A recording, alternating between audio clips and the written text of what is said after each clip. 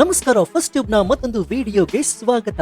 ಭಾರತದ ರಾಜಕೀಯ ಇತಿಹಾಸದಲ್ಲಿ ದೀರ್ಘಕಾಲದವರೆಗೆ ಮತ್ತು ಅತ್ಯಂತ ಪ್ರಬಲವಾಗಿ ಅಧಿಕಾರದಲ್ಲಿರುವಂತಹ ನಾಯಕ ಯಾರು ಅಂತಂದ್ರೆ ಅವರೇ ಪ್ರಧಾನಿ ನರೇಂದ್ರ ಮೋದಿ. ಅವರ ಪ್ರತಿಯೊಂದು ರಾಜಕೀಯ ನಿರ್ಧಾರ, ವಿದೇಶಾಂಗ ನೀತಿ ಮತ್ತು ಆಡಳಿತ ಶೈಲಿಯ ಕುರಿತು ನೀವು ನೂರಾರು ವಿಡಿಯೋಗಳನ್ನು ನೋಡಿರಬಹುದು, ಕೇಳಿರಬಹುದು ಕೂಡ.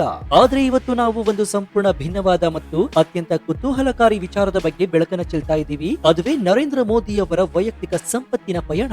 ಒಬ್ಬ ಸಾಮಾನ್ಯ ಪಕ್ಷದ ಕಾರ್ಯಕರ್ತನಿಂದ ಸತತ 4 ಬಾರಿ ಮುಖ್ಯಮಂತ್ರಿಯಾಗಿ 3 ಅವಧಿಗೆ ದೇಶದ ಪ್ರಧಾನಮಂತ್ರಿಯಾಗಿ ಉತ್ತುಂಗಕ್ಕೇರಿದಂತಹ ಈ ನಾಯಕನ ಆರ್ಥಿಕ ಜೀವನದ ಹಿನ್ನೆಲೆ ಹೇಗಿದೆ? ರಾಜಕೀಯಕ್ಕೆ ಪ್ರವೇಶಿಸುವ ಮೊದಲು ಅವರ ಜೇಬಿನಲ್ಲಿ ಏನಿತ್ತು? ಮುಖ್ಯಮಂತ್ರಿಯಾದ ನಂತರ ಅವರ ಮಾಸಿಕ ಸಂಭಾವನೆ ಎಷ್ಟು? ಪ್ರಧಾನಮಂತ್ರಿಯಾದ ನಂತರ ಆಸ್ತಿ ಮೌಲ್ಯ ಎಷ್ಟು ಹೆಚ್ಚಾಗಿದೆ? ಪ್ರಧಾನಮಂತ್ರಿಯವರಿಗೆ ಎಷ್ಟು ಸಂಭಾವನೆ ಸಿಗುತ್ತೆ? ಈ ಎಲ್ಲಾ ಪ್ರಶ್ನೆಗಳಿಗೆ ಭಾರತ ಚುನಾವಣಾ ಆಯೋಗಕ್ಕೆ ಸಲ್ಲಿಸಲಾದಂತಹ ಅಧಿಕೃತ ಅಫಿಡವಿಟ್ಗಳು ಮತ್ತು ಕೆಲವು ವಿಶ್ವಾಸಾರ್ಹ ವರದಿಗಳನ್ನ ಆಧರಿಸಿ ಇಂದು ನಾವು ಸಂಪೂರ್ಣ ವಿಶ್ಲೇಷಣೆಯನ್ನ ನೀಡ್ತಾ ಇದ್ದೀವಿ. ಈ ವಿಡಿಯೋ ಅತ್ಯಂತ ಆಳವಾದ ವಿಶ್ಲೇಷಣೆ ಮತ್ತು ಅಧಿಕೃತ ದಾಖಲೆಗಳ ಆಧಾರವನ್ನು ಒಳಗೊಂಡಿದೆ. ಸೊ ಈ ವಿಡಿಯೋವನ್ನ ಎಲ್ಲೂ ಸ್ಕಿಪ್ ಮಾಡದೆ ಪೂರ್ತಿಯಾಗಿ ನೋಡಿ. ಸೊ ನಿಮ್ಗೆ ಏನ್ ಅನ್ಸುತ್ತೆ? ಪ್ರಧಾನಿ ನರೇಂದ್ರ ಮೋದಿ ಅವರ ಸಾರಥ್ಯದಲ್ಲಿ ಭಾರತ ಬಲಿಷ್ಠವಾಗಿದೆ ಅಂತ ನಿಮ್ಗೆ ಅನ್ಸಿದ್ರೆ ಜೈ ಭಾರತ್ ಅಂತ ಕಮೆಂಟ್ ಮಾಡಿ ಹಾಗೂ ವಿಡಿಯೋಗೆ ಲೈಕ್ ಕೊಡಿ. ಜೊತೆಗೆ ಮುಂದಿನ ಬಾರಿಯೂ ದೇಶದ ಪ್ರಧಾನಿಯಾಗಿ ನರೇಂದ್ರ ಮೋದಿ ಅವರೇ ಆಯ್ಕೆಯಾಗಬೇಕು ಅಂತ ನಿಮ್ಗೆ ಅನ್ಸಿದ್ರೆ ಎಸ್ ಅಂತ ಕಮೆಂಟ್ ಮಾಡಿ.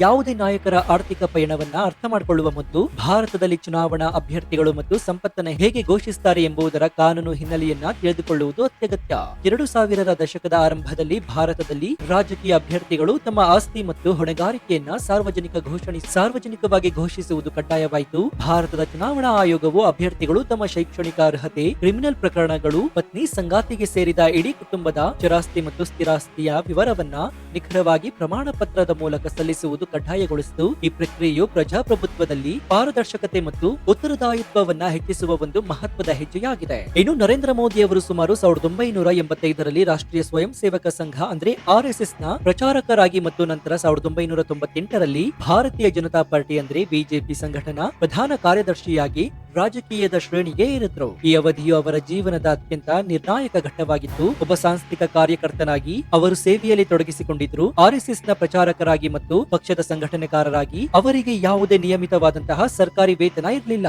ಸಂಘಟನೆಯ ಮೂಲಕವೇ ಅವರು ಜೀವನೋಪಾಯವನ್ನು ನಡೆಸ್ತಾ ಇದ್ರು. ಈ ಕಾರಣದಿಂದಾಗಿಯೇ ಈ ಅವಧಿಯ ಅವರ ವೈಯಕ್ತಿಕ ಆರ್ಥಿಕ ಸ್ಥಿತಿಯ ಕುರಿತು ಯಾವುದೇ ಅಧಿಕೃತ ಸಾರ್ವಜನಿಕ ದಾಖಲೆಗಳು ಲಭ್ಯವಾಗಿಲ್ಲ.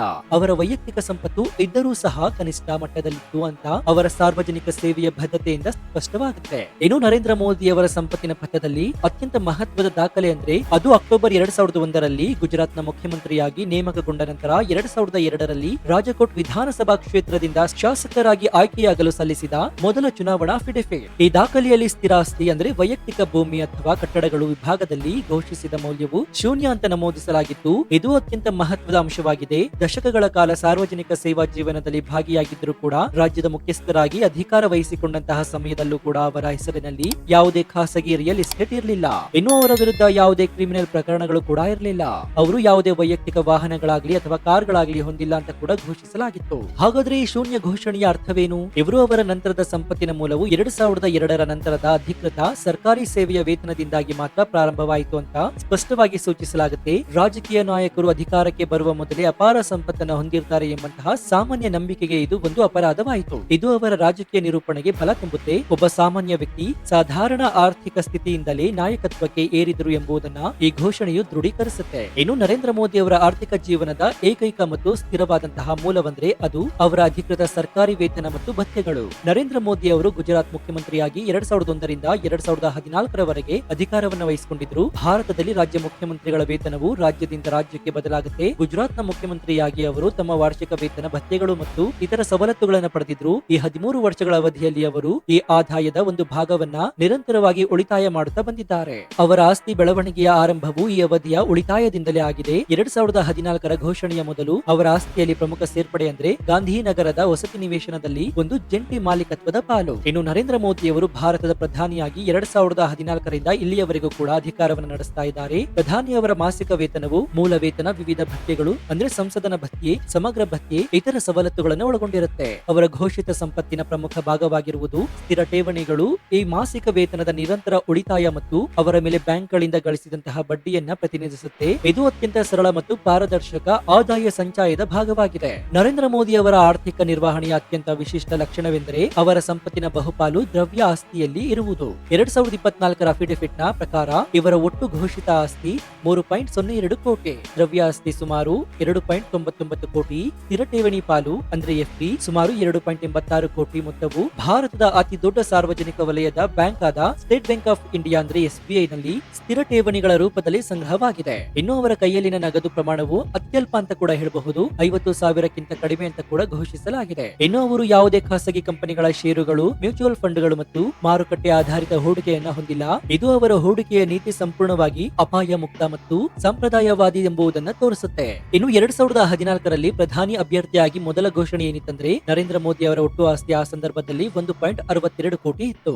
2014ರ ಲೋಕಸಭಾ ಚುನಾವಣೆಗೆ ವಾರಣಾಸಿ ಮತ್ತು ವಡೋದರಾ ಕ್ಷೇತ್ರದಿಂದ ಸ್ಪರ್ಧಿಸಿದಾಗ ನರೇಂದ್ರ ಮೋದಿ ಅವರು ತಮ್ಮ ಆಸ್ತಿಯನ್ನು 1.65 ಕೋಟಿ ಅಂತ ಘೋಷಿಸಿದ್ರು. ಇದರಲ್ಲಿ ಸುಮಾರು 65 ಲಕ್ಷ ಉಳಿತಾಯ ಪ್ರಮಾಣ ಪತ್ರಗಳು ಮತ್ತು ಕೆಲವು ಚಿನ್ನದ ಉಂಗುರಗಳನ್ನು ಒಳಗೊಂಡಿತ್ತು. ಇನ್ನು ಇವರ ಸ್ಥಿರಾಸ್ತಿ ಸುಮಾರು 1 ಕೋಟಿ ರೂಪಾಯಿ. ಇದು ಗುಜರಾತ್ನ ಗಾಂಧಿನಗರದಲ್ಲಿರುವಂತಹ ಒಂದು ವಸತಿ ನಿವೇಶನದಲ್ಲಿನ 25% ಜಂಟಿ ಪಾಲುದಾರಿಕೆಯಾಗಿತ್ತು. 13 ವರ್ಷಗಳ ಕಾಲ ಒಂದು ರಾಜ್ಯದ ಮುಖ್ಯಮಂತ್ರಿಯಾಗಿದ್ದಂತಹ ವ್ಯಕ್ತಿಯ ಒಟ್ಟು ಆಸ್ತಿ ಕೇವಲ 1.65 ಕೋಟಿ ಮೌಲ್ಯವಾಗಿತ್ತು. ಇದು ಅವರ ಕಟ್ಟುನಿಟ್ಟಿನ ಉಳಿತಾಯದ ಮಾದರಿ ಮತ್ತು ರಿಯಲ್ ಎಸ್ಟೇಟ್ ನಂತಹ ಆರ್ಥಿಕ ವಹಿವಾಟುಗಳಿಂದ ದೂರ ಉಳಿದಿರುವುದನ್ನ ಸ್ಪಷ್ಟಪಡಿಸುತ್ತೆ. ಇನ್ನು 2019ರಲ್ಲಿ ಅಂದ್ರೆ ಮೊದಲ ಬಾರಿಗೆ ಪ್ರಧಾನಿಯಾಗಿ 5 ವರ್ಷಗಳ ಆಡಳಿತದ ನಂತರದ ಏರಿಕೆಯನ್ನು ನೋಡುವುದಾದ್ರೆ ಅವರ ಒಟ್ಟು ಆಸ್ತಿಯಾಗ 2.51 ಕೋಟಿ. 2014 ಮತ್ತು 2019ರ ನಡುವಿನ 5 ವರ್ಷಗಳ ಪ್ರಧಾನಿ ಅವಧಿಯಲ್ಲಿ ಅವರ ಆಸ್ತಿಯು ಸುಮಾರು 66% ಹೆಚ್ಚಳವಾಯಿತು. ಈ ಹೆಚ್ಚಳಕ್ಕೆ ಪ್ರಮುಖ ಕಾರಣವೆಂದರೆ ಪ್ರಧಾನಿ ವೇತನದ ಉಳಿತಾಯ ಮತ್ತು ಈಗಾಗಲೇ ಹೂಡಿಕೆ ಮಾಡಿದ್ದ ಎಫ್ಡಿಗಳು ಉಳಿತಾಯ ಪ್ರಮಾಣ ಪತ್ರಗಳ ಮೇಲಿನ ಬಡ್ಡಿ.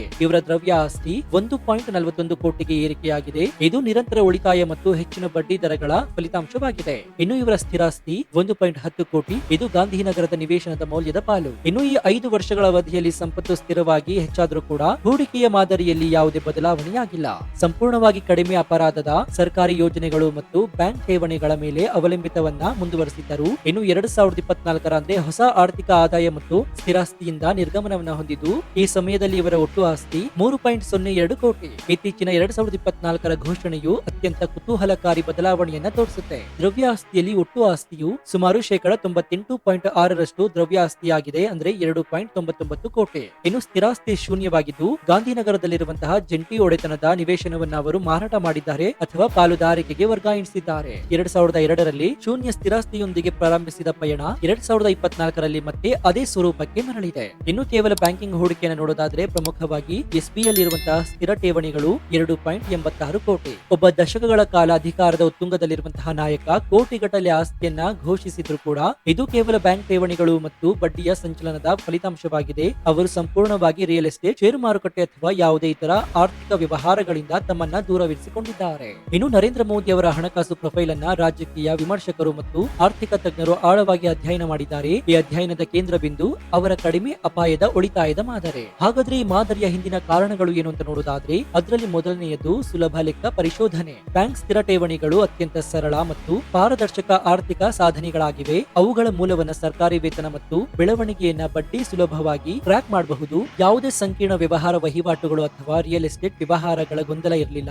ಇದರಿಂದ ರಾಜಕೀಯ ಟೀಕೆ ಮತ್ತು ವಿಮರ್ಶೆಗಳಿಗೆ ಅವಕಾಶ ಕಡಿಮೆಯಾಗುತ್ತೆ. ಇನ್ನು ಎರಡನೆಯದಾಗಿ ಸಂಪ್ರದಾಯವಾದಿ ಮನಸ್ಥಿತಿ. ಅವರ ಆರ್ಥಿಕ ನಿರ್ವಹಣೆಯು ಹಣಕಾಸು ಸಂಪ್ರದಾಯವನ್ನ ಪ್ರತಿಬಿಂಬಿಸುತ್ತೆ. ಮಾರುಕಟ್ಟೆ ಏರಿಳಿತ ಅಪಾಯದಿಂದ ದೂರವಿದ್ದು ಅತ್ಯಂತ ಸುರಕ್ಷಿತವಾದಂತಹ ಸರ್ಕಾರಿ ಬೆಂಬಲಿತ ಠೇವಣಿಯನ್ನೇ ನಂಬುವುದನ್ನ ಇದರ ಹಿಂದಿನ ತತ್ವವಾಗಿದೆ. ಇನ್ನು ಮೂರನೆಯದಾಗಿ ಸಾರ್ವಜನಿಕ ಜೀವನದ ಶೈಲಿಯೊಂದಿಗೆ ಸ್ಥಿರತೆ. ಅವರ ಸಾರ್ವಜನಿಕ ಜೀವನ ಶೈಲಿ ಸರಳತೆ ಮತ್ತು ತ್ಯಾಗದ ಮೇಲೆ ಕೇಂದ್ರೀಕೃತವಾಗಿದೆ. ಅವರ ಘೋಷಿತ ಸಂಪತ್ತಿನ ಸ್ವರೂಪವು ಈ ವೈಯಕ್ತಿಕ ತ್ಯಾಗದ ನಿರೂಪಣೆಯೊಂದಿಗೆ ಸ್ಥಿರವಾಗಿದೆ. ಇನ್ನು ಅವರ ಅಫಿಡವಿಟ್ ಗಳಲ್ಲಿ ಶೂನ್ಯ ಅಂತ ಘೋಷಿಸಲಾದ ಅಂಶಗಳು ಸಹ ಅಷ್ಟೇ ಮಹತ್ವದ್ದಾಗಿದೆ. ಇನ್ನು ರಾಜಕೀಯ ಜೀವನದ ಉತ್ತುಂಗದಲ್ಲಿಯೂ ಕೂಡ ಯಾವುದೇ ಗಂಭೀರ ಕಾನೂನು ಅಥವಾ ಆರ್ಥಿಕ ಹೊಣೆಗಾರಿಕೆಯನ್ನ ಘೋಷಿಸದಿರುವುದು ವಿಶ್ವಾಸಾರ್ಹತೆಯನ್ನ ಹೆಚ್ಚಿಸಿದೆ. ಇದು ಹೂಡಿಕೆಯ ಅಪಾಯದ ಬಗ್ಗೆ ಅವರ ವೈಯಕ್ತಿಕ ವಿರಕ್ತಿಯನ್ನ ಸೂಚಿಸುತ್ತೆ ಅಥವಾ ಅವರು ಯಾವುದೇ ವ್ಯಾಪಾರ ಹಿತಾಸಕ್ತಿಯನ್ನ ಹೊಂದಿಲ್ಲ ಎಂಬುದನ್ನ ಬಲಪಡಿಸುತ್ತೆ. ಇನ್ನು ವೈಯಕ್ತಿಕ ವಾಹನಗಳ ಕೊರತೆ. ದೇಶದ ಪ್ರಧಾನಿಯಾದಾಗ ಅವರಿಗೆ ಸರ್ಕಾರದಿಂದಲೇ ವಾಹನಗಳನ್ನ ಒದಗಿಸಲಾಗುತ್ತೆ. ಆದ್ರೂ ಯಾವುದೇ ವೈಯಕ್ತಿಕ ಅಥವಾ ದುಬಾರಿ ವಾಹನವನ್ನ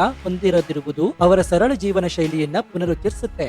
ಸೊ ಈ ಬಗ್ಗೆ ನಿಮ್ಮ ಅನಿಸಿಕೆ ಏನು ಅಂತ ಕಮೆಂಟ್ ಮಾಡಿ ಹಾಗೂ ವಿಡಿಯೋಗೆ ಲೈಕ್ ಕೊಡಿ. ಜೊತೆಗೆ ನೀವಿನ್ನೂ ನಮ್ಮ ಚಾನೆಲ್ ಅನ್ನ ಸಬ್ಸ್ಕ್ರೈಬ್ ಮಾಡ್ಕೊಂಡಿಲ್ಲ ಅಂದ್ರೆ ಈ ಕೂಡಲೇ ಸಬ್ಸ್ಕ್ರೈಬ್ ಮಾಡ್ಕೊಂಡು ಮಾಡಿಕೊಂಡು ಪಕ್ಕದಲ್ಲಿರುವಂತಹ ಬೆಲ್ ಐಕಾನ್ ಅನ್ನು ಪ್ರೆಸ್ ಮಾಡಿ. ಇದರಿಂದ ನಾವು ಹಾಕುವ ಹೊಸ ವಿಡಿಯೋಗಳ ನೋಟಿಫಿಕೇಶನ್ ಮೊದಲು ನಿಮಗೆ ಸಿಗುತ್ತೆ.